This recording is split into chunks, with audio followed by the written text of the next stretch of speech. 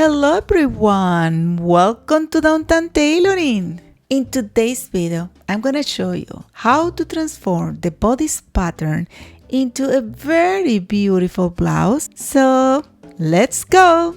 I already have made the basic bodice pattern for Miss Inch, and I just cut that just to try on her, just to be sure that it's correct. And I see that it's correct.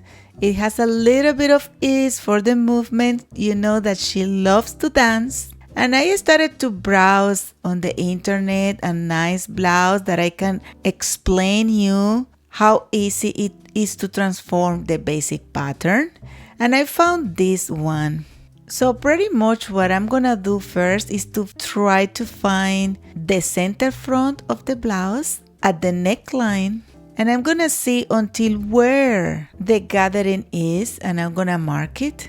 And I'm gonna show you two ways you can do that in your pattern. I'm gonna start with the basic way, which is I'm gonna find the point I already marked on my neckline, and I'm gonna trace a line from this point to the apex of my dart, and then I'm gonna more or less trace two more lines.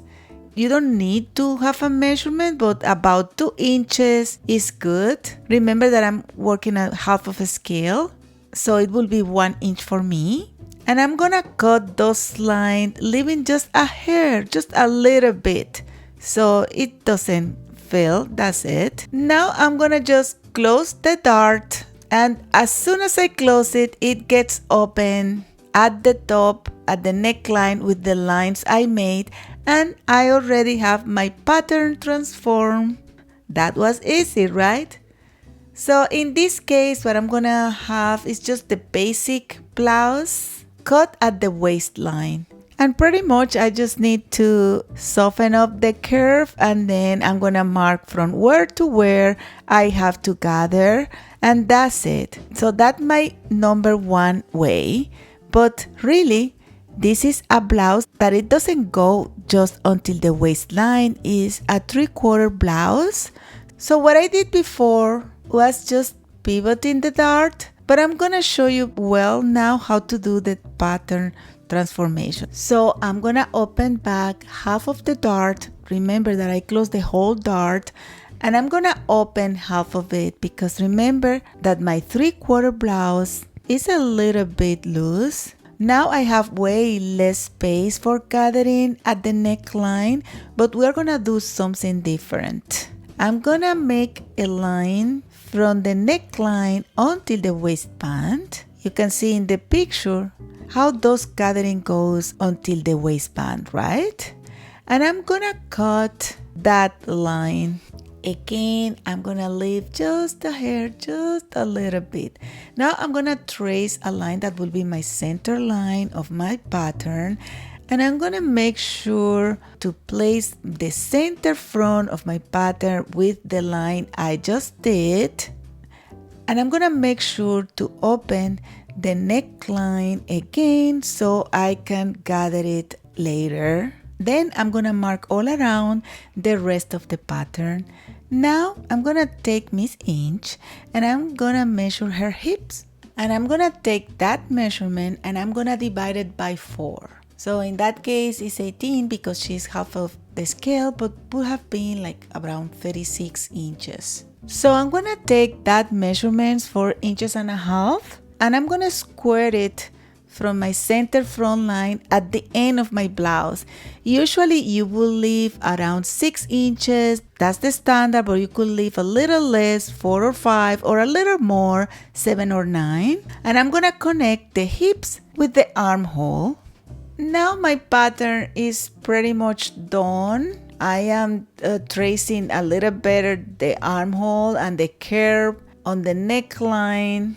I left it like that straight, but if you raise about 1/2 inch at the sides, it's probably a little bit more ergonomic, but I think it will be okay. And then you trace the back and you use the front to mark the back. So pretty much I'm just gonna cut the front part, and then I'm gonna put it side by side, and I'm gonna put it on top to mark the side seams, so I make sure that everything will match.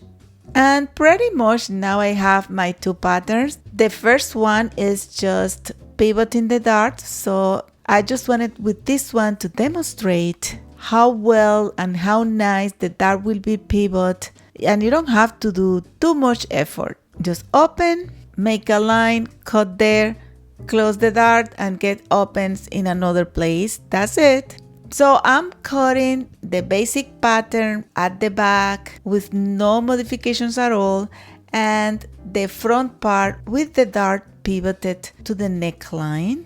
Make sure when you cut it to make a little notch for you to know exactly from where to where you need to gather, and try to make all the marks you need, leave the seam allowance and everything. Now my pattern is cut and I'm going to my sewing machine. I'm going to make sure to mark the darts at the back, and I'm going to start by sewing my darts. When you are sewing, always it will be very good to iron, and this material in particular is more important.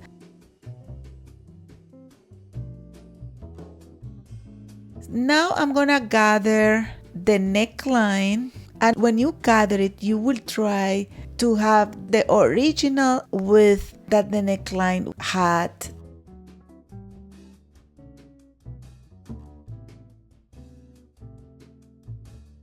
And now I'm gonna just sew the front part with the back part.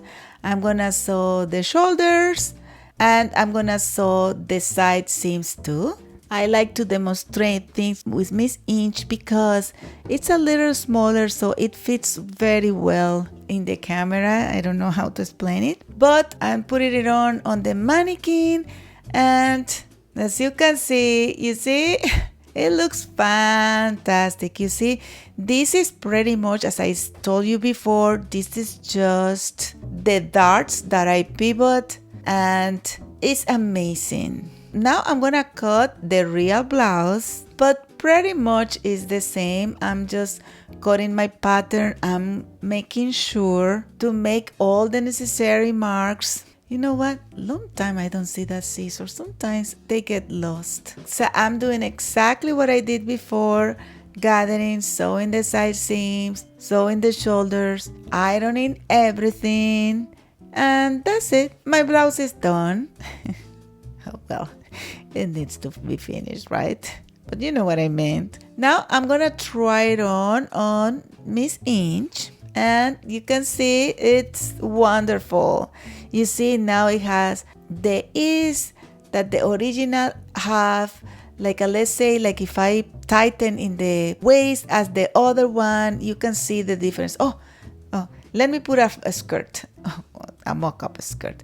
I'm gonna put fabric there for showing you how it looks, you see? And this is my blouse, and as you can see, it's very beautiful, and that was very easy to do, right? You just need to have your pattern block and you can do everything you want. Remember that I have a course where you can learn how to make your basic pattern, but still, if you don't know how to make it or you don't want to make the course, there are as well some sites that they can make it for you. If you find this video useful or entertaining, please give us a like, give us a hype, and don't forget to subscribe, share, comment. Bye!